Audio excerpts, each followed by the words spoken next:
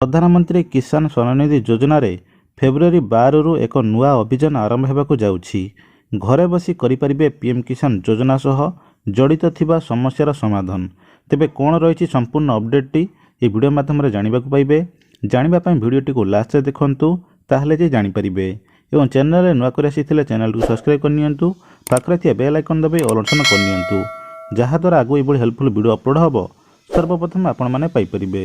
କେନ୍ଦ୍ର ସରକାରଙ୍କ ତରଫରୁ କୃଷକମାନଙ୍କୁ ଆର୍ଥିକ ସହାୟତା ଯୋଗାଇ ଦେବା ପାଇଁ ପିଏମ୍ କିଷାନ ଯୋଜନା ଆରମ୍ଭ କରାଯାଇଥିଲା। ଏହି ପିଏମ୍ କିଷାନ ଯୋଜନା ମାଧ୍ୟମରେ କୃଷକମାନଙ୍କୁ ବର୍ଷକୁ 3ଟି ଇନଷ୍ଟଲମେଣ୍ଟରେ 2,000 ଲେଖାଏଁ କରି 6,000 ଟଙ୍କା ପ୍ରଦାନ କରାଯାଉଥିଲା। 15 ନମ୍ବର କିସ୍ତିଟି ଅଲରେଡ଼ି କୃଷକମାନଙ୍କ ଆକାଉଣ୍ଟକୁ ପଠା ସରିଛି। ଏହି ପିଏମ୍ କିଷାନ ଯୋଜନା ମାଧ୍ୟମରେ ପିଏମ୍ କିଷାନ ଯୋଜନାର ଯୋଗ୍ୟ ଚାଷୀ ଭାଇମାନଙ୍କୁ ଆର୍ଥିକ ସହାୟତା ଯୋଗାଇ ଦେଉଥିଲେ କେନ୍ଦ୍ର ସରକାର। ଏହି ଆର୍ଥିକ ସହାୟତା ଦ୍ୱାରା ବହୁତ ସାରା ଚାଷୀ ଉପକୃତ ହେଉଛନ୍ତି ଏବଂ ବହୁତ ସାରା ଚାଷୀଙ୍କୁ ପିଏମ୍ କିଷାନ ଯୋଜନାର 15ତମ ବା ପୂର୍ବରୁ କିଛି କିସ୍ତି ମିଳୁଥିଲା।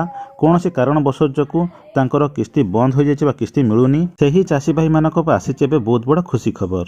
ଯେଉଁମାନଙ୍କର ପିଏମ୍ କିଷାନ ଯୋଜନାର କିସ୍ତି ଆସିବା ବନ୍ଦ ହୋଇଯାଇଛି, ସେମାନଙ୍କୁ ଆଉ କିଛି ଚିନ୍ତା କରିବାର ଆବଶ୍ୟକ ନାହିଁ। କୃଷକମାନଙ୍କୁ ସହାୟତା ଯୋଗାଇ ଦେବା ପାଇଁ କୃଷି ମନ୍ତ୍ରାଳୟ ଦ୍ୱାରା ସ୍ୱତନ୍ତ୍ର ଅଭିଯାନ ଆରମ୍ଭ ହେବ। ଏହି ଅଭିଯାନ 12 ଫେବୃଆରୀରୁ ଆରମ୍ଭ ହେବ, ଯେଉଁଥିରେ ପିଏମ୍ କିଷାନ ସହ ଜଡ଼ିତ ଥିବା ସମସ୍ୟାର ସମାଧାନ ହେବ। ପିଏମ୍ କିଷାନ ଯୋଜନାର ଜଡ଼ିତ ଥିବା ସମସ୍ୟାର ସମାଧାନ ପାଇଁ 12 ଫେବୃଆରୀରୁ 21 ଫେବୃଆରୀ ପର୍ଯ୍ୟନ୍ତ ଚାଲିବ ଏହି ଅଭିଯାନ, ଯେଉଁଥିରେ ସାଧାରଣ ସେବା କେନ୍ଦ୍ର ସହାୟତାରେ ରାଜ୍ୟ ତଥା କେନ୍ଦ୍ର ସରକାର ଲୋକମାନଙ୍କର ସମସ୍ୟାର ସମାଧାନ କରିବେ। ପିଏମ୍ କିଷାନ ଯୋଜନା ନ ପାଇବାର କିଛି କାରଣ ରହିଛି। ପ୍ରଥମେ ତ ପିଏମ୍ କିଷାନ ଯୋଜନାର ଇକ୍ୱାଇସି ବ୍ୟାଙ୍କ ଆଧାର ଡିବିଟି ଲିଙ୍କ ଏବଂ ଲ୍ୟାଣ୍ଡ ସେଣ୍ଡିଂ ନ ହୋଇଥିବା ଯୋଗୁଁ ପିଏମ୍ କିଷାନ ଯୋଜନାର ବେନିଫିଟ୍ ପାଇପାରୁନାହାନ୍ତି। ଏହି ସବୁ ସମସ୍ୟାର ସମାଧାନ ପାଇଁ ଏହି ଅଭିଯାନ ଆରମ୍ଭ ହୋଇଛି। ଏହି ଅଭିଯାନ ପାଇଁ ଗ୍ରାମରେ ଏକ ଶିବିର ଆରମ୍ଭ ହେବ। ଏହି ଶିବିରରେ ଲୋକମାନଙ୍କର ସମସ୍ୟାର ସମାଧାନ କରିବା ନେଇ ପ୍ରୟାସ କରିଛି ମନ୍ତ୍ରାଳୟ।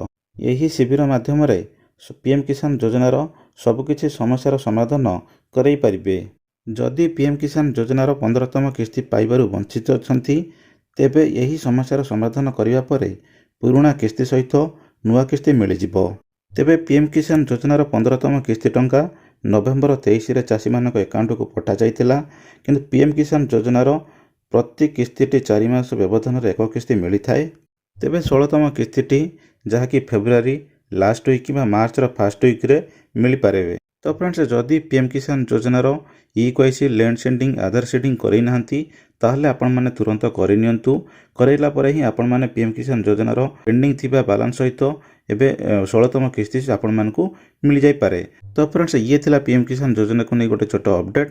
ଯଦି ଭିଡ଼ିଓଟି ଆପଣମାନଙ୍କୁ ଭଲ ଲାଗିଥାଏ, ଆପଣମାନେ ଗୋଟେ ଲାଇକ୍ କରନ୍ତୁ, ହ୍ୱାଟ୍ସଆପ୍ରେ ସାଙ୍ଗମାନଙ୍କ ସହିତ ସେୟାର କରନ୍ତୁ ଏବଂ ଚ୍ୟାନେଲରେ ନୂଆ କରି ଆସିଥିଲେ ଚ୍ୟାନେଲକୁ ସବସ୍କ୍ରାଇବ୍ କରିନିଅନ୍ତୁ। ପାଖରେ ଥିବା ବେଲ୍ ଆଇକନ୍ ଦବାଇ ଅଲ୍ ଅପସନ୍ କରିନିଅନ୍ତୁ, ଯାହାଦ୍ୱାରା ଆଗକୁ ଏଭଳି ହେଲ୍ପଫୁଲ୍ ଭିଡ଼ିଓ ଅପଲୋଡ଼ ହେବ ସର୍ବପ୍ରଥମେ ଆପଣମାନେ ପାଇପାରିବେ। Thank you for watch.